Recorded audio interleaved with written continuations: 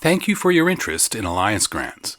This video is a recording of a presentation made in late 2020 aimed at Canadian university researchers interested in submitting an application for an Alliance grant. Une version en français de cet enregistrement est également disponible. A PDF version of the slide deck with extensive speaking notes is available in both official languages on the Alliance Grants website under the Resources tab. On the same webpage, you will find an FAQ that contains the answers to the most frequent questions researchers ask. In this presentation, we will provide you with information to help you prepare your Alliance Grant application. As you will see, this presentation is divided into 5 sections, each covering a particular topic. On the YouTube page, you will find the timestamp for each section in the timeline to help you navigate to the part you are interested in. If you have questions after hearing the presentation, we invite you to contact us by email or phone. Please refer to our contact information on the last slide. In this presentation, we'll present a brief overview of Alliance grants, discuss the 2 options that you may consider while building your Alliance project partnership, and describe the application and assessment processes for each option. We will then share with you best practices based on what we have learned so far through the delivery of Alliance grants. In particular, what elements an Alliance application must include to be complete and acceptable to proceed to the merit assessment stage. We will also highlight points that you should address in your application in order to strengthen it. Finally, we'll provide information on the new ways NSERC is communicating its decisions on Alliance grants, as well as on the reporting requirements for these grants. Let's go over the objectives of the program and the options that are available. With Alliance, our objective is to remove barriers and to provide our community with more flexibility in building partnerships that will effectively generate new knowledge and accelerate the application of research results. Our hope is that researchers, through such partnerships, will be able to go beyond what would have been possible for them to accomplish through our previous research partnership programs. Alliance grants support projects of varying scale and complexity whose main thrust must be in the natural sciences and engineering, or NSE. Projects may be short-term, small endeavors involving a single researcher and a single partner organization, or long-term endeavors involving researchers across several universities and multiple partner organizations across multiple sectors, private, public, or not-for-profit. Please note that although the main thrust of an Alliance project must be in the NSE, up to 30% of the cost-shared budget can be spent on activities related to collaborations outside the NSE that are essential to the project's success and the exploitation of its anticipated outcomes. Alliance grants offer 2 options for you to consider when building a partnership to carry out your project. These options are not different funding opportunities. They relate to different levels of cost sharing with NSERC based on specific requirements. As you will see later in the presentation, Option 2 has been created to support projects that have specific goals and where a higher support from NSERC is justified. Regardless of the option, Alliance grants have the same objectives, the same evaluation criteria, and the same peer review process for the overall merit assessment of applications. Grants under both options serve the same academic community and the same types of partner organizations. The partner organizations involved in an Alliance project must all actively contribute to it. Together, they must have a credible plan to exploit the research results and have the capacity to implement the anticipated outcomes. The 2 options relate to different levels of cost sharing with NSERC based on specific requirements. They also offer different levels of NSERC funding. But what is specific to Option 2 projects is that they are driven by an unmet societal need. They have societal groups and organizations that are actively involved, and they offer a compelling strategy to make results available to such societal groups and organizations. We will cover these points later in the presentation. Let's now take a closer look at Alliance Option 1 and its specific requirements. Under option 1, you can request funding between $20,000 and $1 million per year up to 5 years. Please note that the amounts are not annual averages. Funding for any given year cannot be lower than $20,000 or exceed $1 million. The partner organizations involved in an alliance project can be from the private, public, or not-for-profit sector. At least one must be recognized for cost sharing with NSERC and must make a cash contribution commensurate with the applicable cost-sharing ratio.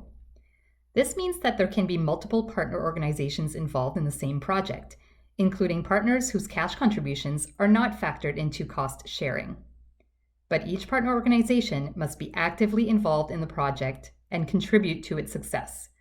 And at least one partner organization that is recognized for cost sharing must have the ability to exploit the research results and to achieve the desired outcomes. The level of cost sharing under option 1 depends on the type and the global size of the recognized partner organizations involved in the project. Sector in this context means the private, public, or not-for-profit sectors, and not specific industries such as aerospace or fisheries, or specific areas such as indigenous communities. For example, organizations from the private sector in aerospace, construction, and polymers partnering on a project would be considered in the same sector. The 50% or 1-to-1 cost-sharing ratio applies to large organizations as a sole partner organization or in partnership exclusively with other large organizations within the same sector. For example, a project in partnership with 2 large government departments. The 66.7% or 2-to-1 cost-sharing ratio applies when the partnership includes at least one small or medium-sized organization, or when partners are from more than one sector. For example, a project in partnership with a large company and a large government department, or, for example, a large company and a small not-for-profit organization.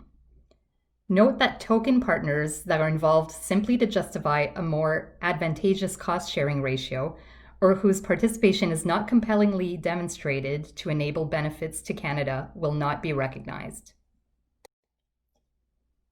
NSERC's grant is calculated on the basis of cost sharing with partner organizations that are recognized for cost sharing, taking the sum of their cash contributions into account. This means that additional partner organizations, which are not recognized for cost sharing, may also contribute to supporting the project. However, their cash contributions will not be recognized in the cost sharing calculation. You can apply at any time throughout the year, and there's no limit to the number of applications you can submit to Alliance under option 1. You must prepare your application by filling out the proposal template following the instructions, and you must submit the proposal through NSERC's online system. You must not exceed the page limit, which depends on the level of funds that is requested. Any page exceeding the page limit will be removed. You must keep the template instructions and bullets which are included in the page limit. You must address each and every bullet in the template. We'll focus more on this later in the presentation. A complete application must also include an up-to-date personal data form, Form 100A, an up-to-date common CV, CCV attachment for the applicant and all co-applicants, partner organization forms, and if the application is a resubmission of a previously unsuccessful application, you may include a cover letter describing the changes you have made in the new submission.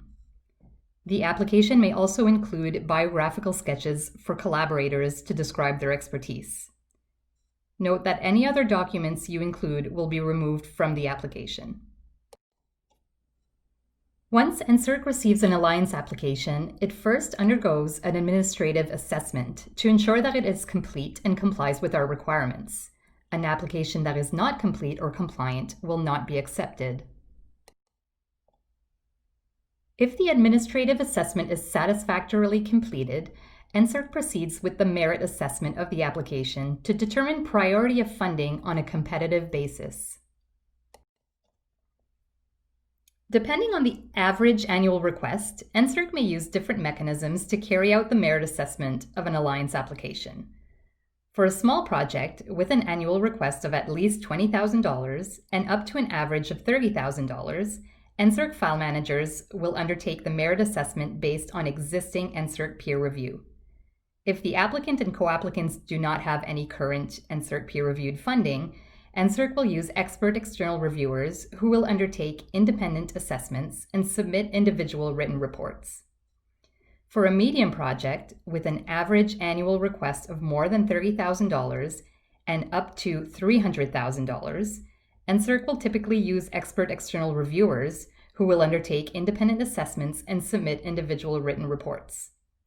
For a large project with an annual average request greater than $300,000 and up to a maximum of $1 million, NSERC will typically undertake the merit assessment using an expert ad hoc review committee, which will submit its findings and comments in a single written report. The committee will not interact at any stage with the applicant or other participants in the application. Please note that NSERC will not hold evaluation site visits for Alliance projects. Since Alliance grants provide funding on a competitive basis, it is important to avoid giving an advantage to any application by allowing the applicant to provide additional information. The merit assessment of Alliance applications is based on 4 equally weighted evaluation criteria: relevance and outcomes, partnership, quality of the proposal, and training. Each evaluation criterion has multiple sub-criteria for a total of 11. The proposal must address all of the criteria and sub-criteria satisfactorily to be considered for funding. On this slide, we present the merit indicators for the 3 sub-criteria of the relevance and outcomes criterion for illustration purposes.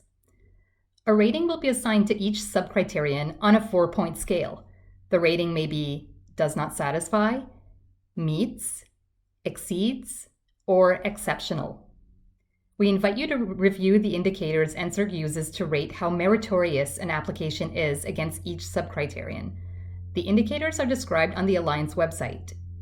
Finally, NSERC determines priority for funding for all applications based on the merit ratings they receive. Let's now shift our attention to Alliance Option 2 and its specific requirements. Alliance Option 2 grants support projects that are driven by an unmet societal need.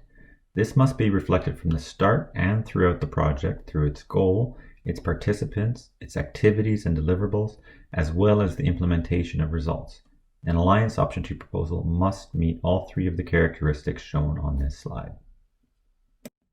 The first characteristic is societal impact. The project must aim to generate societal benefits such as improving quality of life, health and safety, or public goods and resources.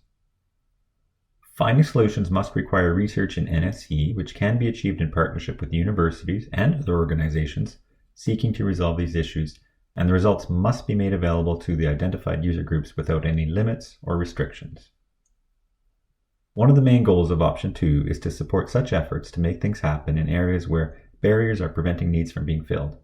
For example, such barriers might be a lack of technological knowledge, a lack of united action among essential players to identify the needs and to find solutions by combining their knowledge, experience, and skills, or simply a lack of means to ensure the sustainability of projects. Addressing these issues may lead to building capacity to transform a sector and become a game changer, or supporting governments in developing on their policy or regulation mandates, or paving the way to a new area of the economy or overcoming an issue affecting an entire business area. An Option 2 project is expected to generate societal benefits within a reasonable timeline, but a final outcome may not be reached at the end of an Option 2 project if it is part of a larger endeavor that leads to the targeted societal outcome. The main takeaway message is that the project's outcomes must reach beyond the partner organizations and near-term economic success to impact and benefit society. The second characteristic is making connections. As in any Alliance project, there must be a strong and meaningful collaboration with all the key partner organizations needed to conduct the research and to apply it. Option 2 goes further, however, by including key societal groups or associations, end users, and implementers to ensure that the project is driven by a real need to overcome a societal issue and to ensure that the solutions are successfully implemented. Such non-traditional partners may formally join the application or may not, but the application must describe the role they have played in defining the issues and their solutions, as well as the future role they will play to ensure that the project generates relevant results and that these results are successfully implemented, even if this happens after the project is over. Applicants could consider completing an environmental scan of stakeholders to help identify who to consider connecting with, either directly or through partners involved in the project. Of course, we expect the partners to be strongly committed and active, as in option 1. They must have the knowledge, the skills, the experience, and the networks and connections with the right organizations to generate ideas, break barriers, and lay the groundwork for creative solutions. The third characteristic is broad outcomes. As mentioned, the objective is for the project to yield outcomes that will not simply benefit the partner organizations. Therefore, the targeted user groups must be kept informed of progress and results, which must be shared and accessible in as many formats as possible. The applicants must have a strategy to raise awareness of the resulting products, services, or policies so that any interested party can access and use them. In developing this strategy, applicants should take into account that scientific publications are not accessible to non-technical users. Projects are expected to show measurable societal benefits, although the timelines for these benefits can vary from one project to another.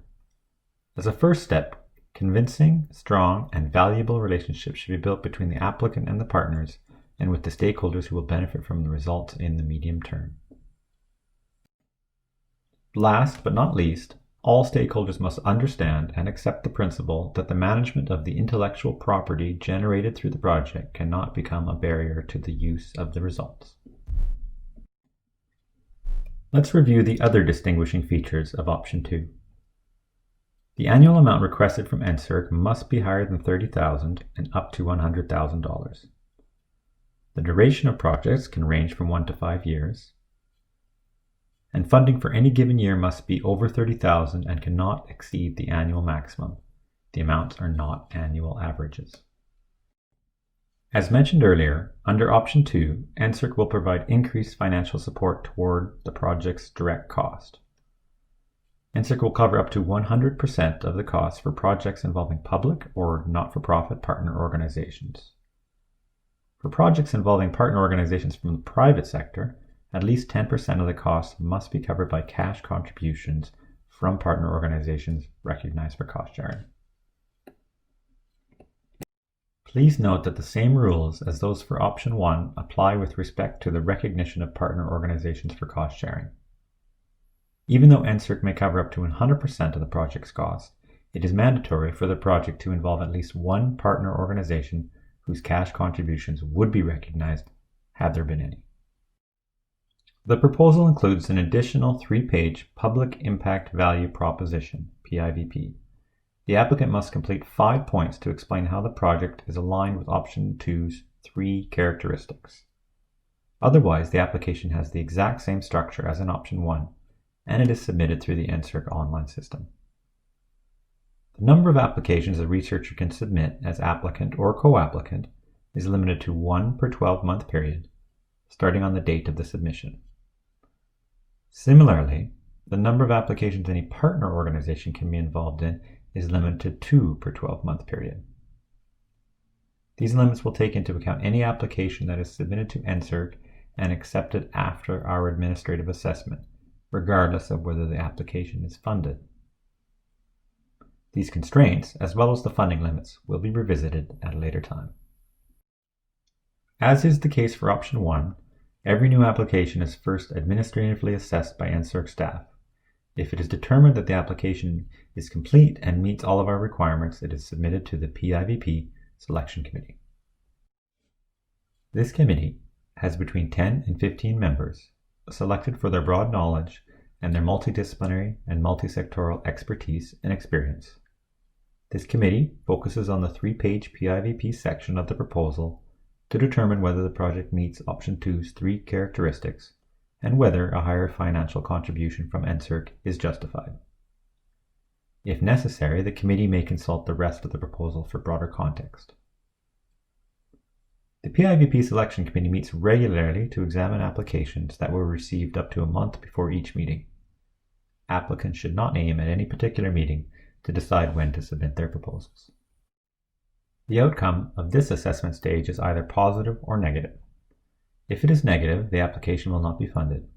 Applicants may rework the proposal, including its budget, and resubmit it under option 1 if sufficient funds can be secured from the recognized partner organizations.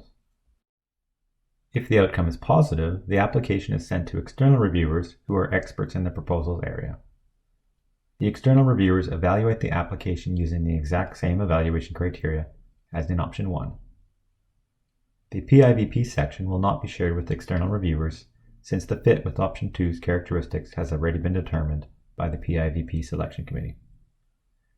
The rest of the proposal must be complete because information presented in the PIVP will not be used in the overall merit assessment of the application. Based on the comments received from the external reviewers, NSERC completes the assessment of the application by assigning ratings to the evaluation of each subcriteria using the merit indicators, as in option 1. NSERC determines applications for funding on a competitive basis using the application's merit ratings. We will now review what option 2 is not and when to consider option 2. Option 2 was not created to replace Engage grants or strategic partnership grants. Option 2 is expected to create broader partnerships and outcomes than option 1. We expect to see the development of partnerships involving multiple types of organizations, including society and user groups or associations, to ensure that the project adequately responds to a well-established societal need and that the results can be achieved and implemented. Choosing option 2 is not appropriate when the project has not involved organizations representing the people who would benefit from the results. Benefits to society should be the driver, not an afterthought. The PIVP committee would not consider proposals showing potential societal or environmental benefits without a solid consultation with the interested parties and a plan to allow them to implement the results aligned with the objectives of option 2. Option 2 is not intended to support projects centered on the researcher partner organization or to fund the development of products or services that are mainly meant to generate profit for partner organizations. Option 2 is also not meant to replace investments that are normally expected from organizations motivated by exclusivity and immediate profit. This slide lists the elements for considering option 2. Your project may address needs not currently met for any number of reasons. For example, there may be no scientific knowledge or even awareness in relation to a need, or no practical solution is available or has ever been explored, or there may be barriers to undertaking work towards addressing the need, such as a lack of integration of the key players, maybe technological roadblocks, or a lack of interest due to limited profitability. Option 2 is designed to help the research community overcome these challenges with the appropriate partner organization when a viable solution can be reached and the potential for societal impact is high. The ultimate goals to be achieved may be beyond the scope and timelines of the proposed project. In this case, option 2 provides support to allow researchers to make decisive advances towards these goals. We would like to end with a few tips based on what we have learned since option 2 was launched. Make sure that your project responds to an identified and unmet societal need, and that the appropriate societal groups, end users, implementers, and any other relevant stakeholders have been identified and involved. They play an important role in defining the needs and barriers, as well as in designing a strategy for appropriate solutions and in implementing those solutions to reach maximum impact. Make sure that the partner organizations understand and adhere to the principles of option 2. If their goals are different, such as primarily short-term gains for their organization, option 1 is the appropriate vehicle. Pay particular attention to the 3-page PIVP section. The PIVP committee will use this section to decide whether your project meets all 3 characteristics and whether its evaluation will continue through peer review or whether it fails. Answer all 5 questions in the PIVP section of the proposal carefully. Experience to date has shown that applicants have difficulty with 2 questions. In the section asking you to outline the project's plan to involve groups in the partner organization's network to achieve optimal results and impact, You need to show a plan and concrete efforts to reach beyond the partner organizations to define the problem and disseminate outputs. This is one of the aspects that differentiates option 2 from option 1. Also, in the last section, applicants must provide a convincing reason why a higher level of investment public funds is required for this project. This should be well thought out. For example, trying to reduce research costs, lack of a dedicated budget, or allocation of existing budgets to other projects would not be considered sufficient to justify funding under option 2. Choosing option 2 to continue research with the same partners who have been supporting it financially for years, or to undertake research in a highly competitive and well-funded sector where large economic gains are expected, would not be considered appropriate. Let's now discuss best practices applicants should consider while preparing their alliance application, regardless of the option they choose. These best practices are based on what we have learned since alliance grants were launched in May 2019. Since then, we have noticed that some applications are rejected at the administrative assessment stage and do not proceed further. This is due to various reasons, but we are seeing some recurring problems, which we will outline in the next slides. Our goal is to help applicants prepare a complete application before submitting it to NSERC. The main reasons for not accepting applications are listed on this slide and the next one. We invite you to carefully review them.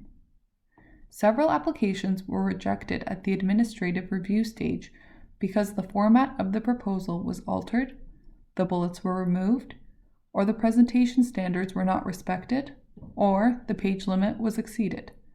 In other cases, all bullets were not addressed, applicants did not demonstrate how explicit EDI practices will be considered in the training plan, or the wrong cost-sharing ratio was chosen. In some cases, cash contributions from certain partner organizations were erroneously recognized in cost-sharing, or the proposal showed no evidence of in-kind contributions from the partners, or even that the partner organization form, which is mandatory, was replaced by a support letter. In other cases, the minimum amount requested per year from NSERC was below $20,000, or the CCV of the applicants were out of date, or even the Form 100A was not compliant with the instructions. Alliance grants are awarded on a competitive basis. It is therefore very important for applicants to ensure that all requirements are met before submitting an application. Applicants must carefully read each bullet point in the proposal template and provide information that addresses all of its elements effectively. They must realize that every element that is included or that is missing will affect the application's merit assessment. Let's review the main reasons for rejection of option 2 applications. The applicant should understand the meaning and importance of each of the 3 characteristics as they form the basis of alliance option 2 applications. Failure to establish societal need is a frequent weakness. If the applicant does not understand the meaning and importance of each of the 3 characteristics, they will not be able to answer the questions in the PIVP convincingly. Often, the evidence provided on consultation with end users or societal groups is insufficient, and the justification for an increased level of funding is insufficiently laid out. In a successful option 2 application, the societal issue or the problem is at the center of the project, and all important steps in building the proposal are taken with the societal issue and societal outcomes in mind. Let's remind ourselves that projects focusing heavily on developing products or services that the partner plans to commercialize are a better match for option 1. It is important to choose the appropriate partner organizations that will actively contribute to the success of the project and ensure that the results will be exploited, generating positive outcomes for Canada. The Role of Partner Organizations page on the Alliance website describes in detail the expectations for participating organizations and in which cases their cash contributions can be recognized for cost sharing. Organizations do not receive a blanket eligibility status in Alliance.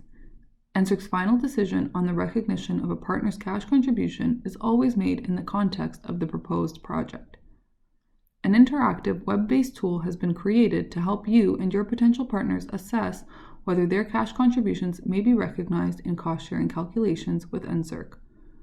The tool makes use of the same explicit requirements we have on our website for each type of organization: private, public, not-for-profit.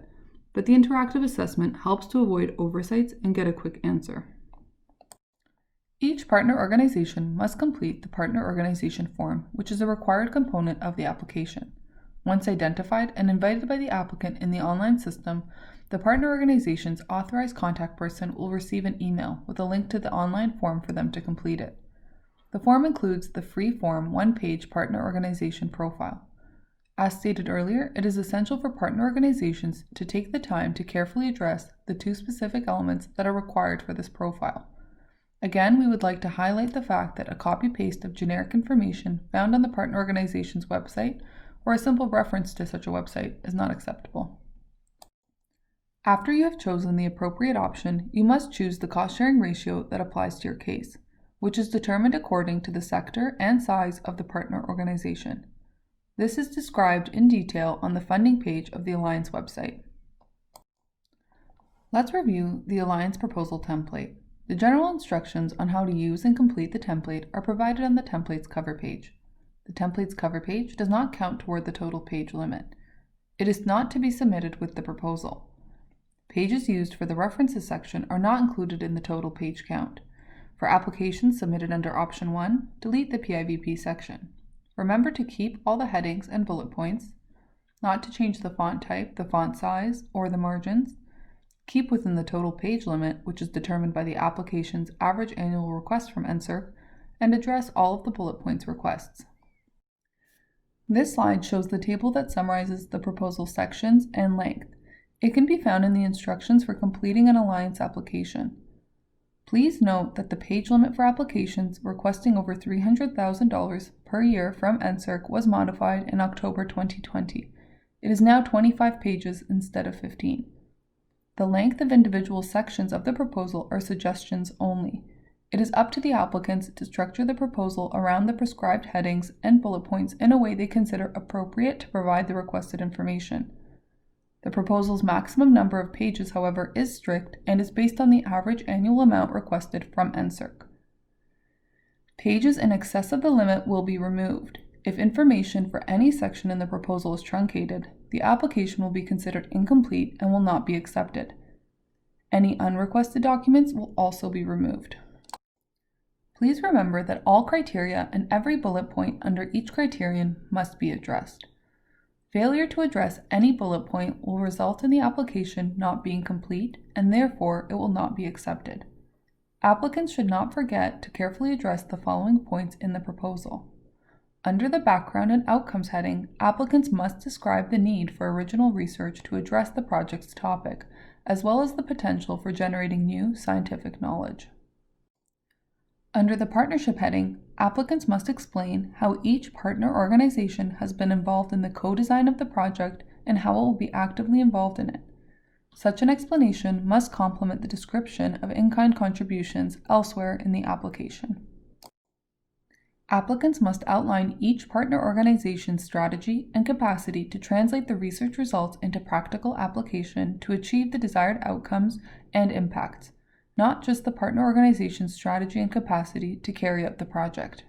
Under the proposal heading, applicants must identify indicators and methods for monitoring progress during the project and for assessing the outcomes, not just how progress will be monitored, for example, regular meetings with the partners or an oversight committee, but also what metrics will be measured and monitored during the project and after it is over. Under the Training heading, applicants must describe how the project and the partnership offer opportunities for enriched training experiences. Applicants must discuss the nature of planned interactions between trainees and partner organizations. Let's review the topic of Equity, Diversity, and Inclusion (EDI) in the training plan. NSERC is committed to supporting the integration of EDI in research as well as in training. Therefore, we expect the proposal to include a detailed training plan that explains how specific practices that consider EDI will be implemented during the project to ensure an inclusive research and training environment. This is part of the evaluation criteria, and NSERC will not accept the application if the training plan does not adequately demonstrate that EDI has been appropriately taken into consideration. While addressing the consideration of EDI in the training plan, avoid vague or generic statements such as, in future hiring, EDI will be considered, or the university is committed to EDI. Such statements will not be considered sufficient and will lead to the application not being accepted, as one of the sub-criteria will not be appropriately addressed. Do not simply refer to the team's current diversity. You should describe, for example, your plans for promoting participation from a diverse group of highly qualified personnel, HQP, equitable recruitment processes, mentorship approaches, and other initiatives aimed at fostering an inclusive research and training environment. You must describe specific actions or initiatives that have or will be put in place in the context of the project's training plan. The Alliance website points to several resources that provide an overview of EDI, guidance on how to consider EDI in the training plan, and some examples of practices to consider implementing. We invite you to review these resources. On another topic, we would like to remind you that the cost of equipment may be included in an Alliance application provided that the equipment is essential to achieving the objectives of the research project and incremental to the equipment already available at the university or at the partner organization's location. You must justify the need for the equipment. It is important to keep in mind that Alliance grants are not equipment or infrastructure grants. If the total expected equipment cost, including operation and maintenance, exceeds $400,000 over the project's duration, you should apply for an alternative source of funding, such as the Canada Foundations for Innovation's CFI's John R. Evans Leaders Fund. The next 4 slides present a checklist to help you ensure that your application is complete and that all important points are covered before submitting it, whether it is for option 1 or option 2. The checklist items are grouped by topic, such as the application's subject matter, partner organizations, cost sharing, expenditures, etc. The general section applies to the applications submitted under option 1 or option 2. The checklist includes hyperlinks to several web pages that provide more details on specific topics. The first item pertains to the situation where the application is a new submission of a previously unsuccessful one. It's important for the applicant to address all the issues that were identified in the preceding application. To explain the changes that have been made, we recommend that the applicant includes a cover letter. Next on the checklist, the applicant is reminded that the application's research challenge must be in the NSE. In case the project requires collaborations outside the NSE, their costs should not exceed 30% of the project's cost-shared budget. The next section of the checklist focuses on the partners and their contributions. Does the application involve at least one partner organization whose cash contributions can be recognized for cost sharing with NSERC? Are there sufficient cash contributions from recognized partner organizations for the selected cost sharing ratio? Is the selected cost sharing ratio appropriate based on the partner organization's global sizes and sectors? Are the cash contributions committed in Canadian dollars? Does each partner organization participating in the project play an active role in it? Such active involvement is required even if the partner organization is not recognized for cost sharing with NSERC, with the exception of funding organizations. Continuing with partner organizations, did each partner organization complete a partner organization form, including the free-form one-page partner organization profile? It is essential for partners to take the time to carefully address the 2 specific elements that are required for this profile. It's important to note that we are not requesting a copy-paste of generic information found on the partner's website. In a case where the partner organization has fewer than 5 full-time employees, does the application include the partner organization's supplemental information questionnaire? This questionnaire helps us to assess the organization's capacity to effectively participate in the project and exploit the research results. The next section focuses on the project budget. Remember that annual amounts requested from NSERC under option 1 must not be lower than $20,000 or exceed $1 million. These limits are not averages. For option 2, annual amounts requested from NSERC must be higher than $30,000 up to $100,000. These limits may change in the future, in which case we will inform the community. In case of a large project involving multiple partner organizations and/or universities, project management costs can be included as long as they do not exceed 10% of the total direct research costs. The next section is about the proposal. The applicant is reminded of the basic requirements. Use the template presentation structure without altering the headings, text, bullet points, or margins, while complying with the NSERC online presentation and attachment standards. Do not exceed the total page limit allowed for the average annual request. Address each of the requirements listed in the bullet points included in the proposal template under each heading. Any additional document that's not requested by NSERC will be removed before proceeding with the application's assessment.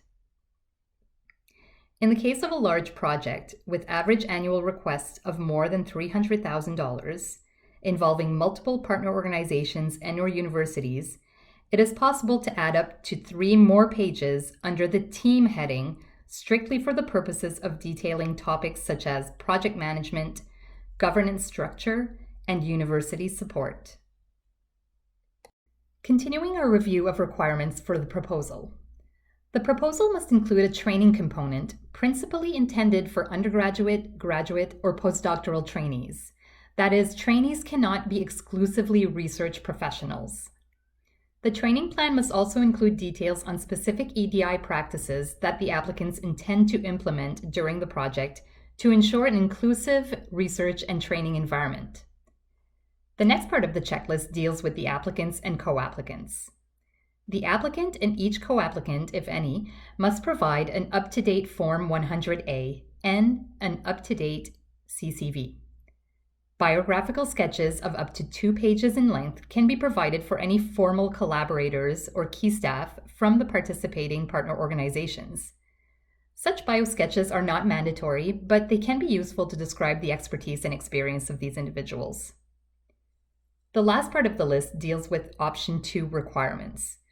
The applicant and the co-applicants must not have submitted an Alliance Option 2 application in the past 12 months, whether funded or not funded.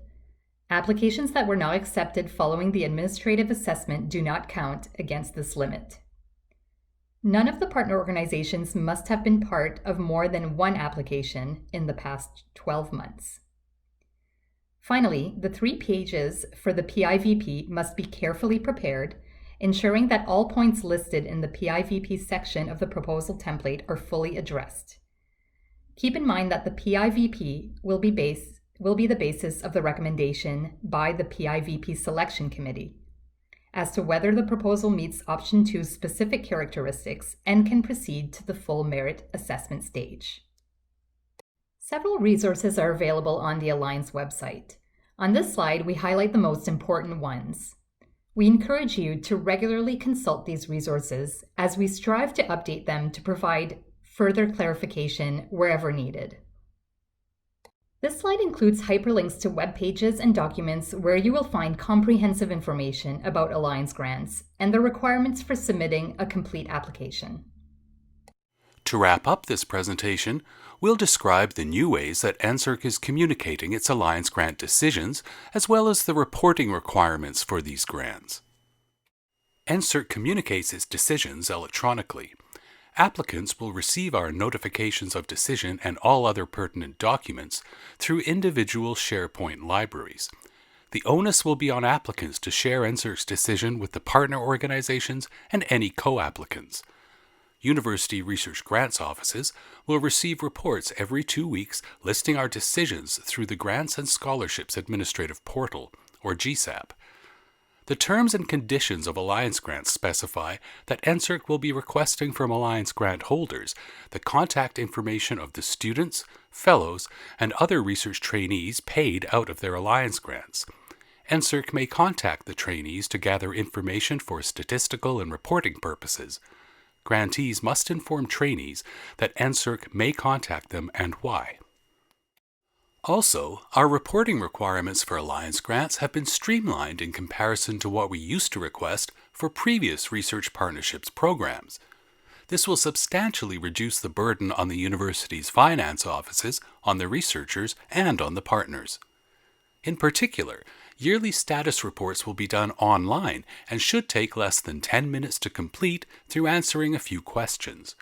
For projects whose duration is of 3 years or more, one midterm progress report would be requested. Lastly, a final report will be requested at the end of each project.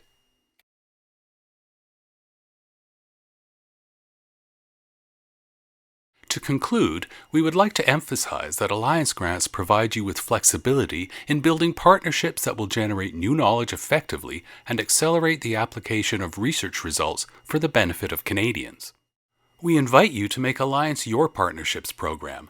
Use it to go beyond what would have been possible to accomplish using our previous programs and to have an impact on the economic prosperity, environmental quality, and social well-being of Canadians.